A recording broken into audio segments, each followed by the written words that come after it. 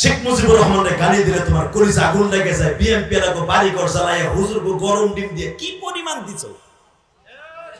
জিয়াউর রহমানের গালি দিলে বিএনপি এলাকা শরীরে আগুন লেগে যায়।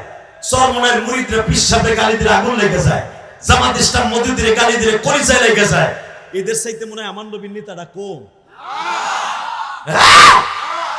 হয়তো তোমাদের নেতাদের গালি দিলে যেমন কলিজায় লাগে, তার থেকে কোটি কোটি গুণ বেশি কলিজা আমার আশিকের রাসূলদের কলিজায় লাগে।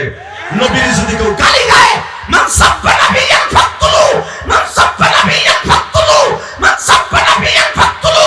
ফতোয়া দিয়েছে আজ থেকে 1445 বছর আগে বিশ্ব মানবতার শান্তির দূত। যারা আমি নবীরে গালি দিবে, মান সাব্বা নাবিয়ান ফাকতুলু, ওর কল্লা উড়াই দিবি, ওর কল্লা উড়াই দিবি। কে কে রাজি আছো বেঈমানগুলোর কল্লা উড়াই দিতে লাগে তো হাত তুলে হয় না।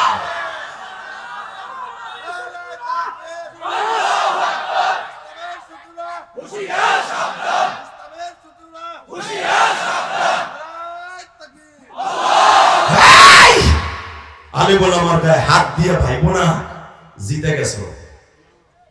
কথা বলেন না কেন?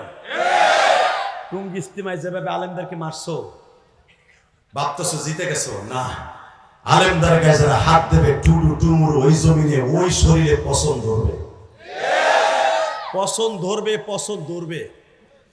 কথা ঠিক না? ঠিক কষ্ট হয় 10 মিনিট।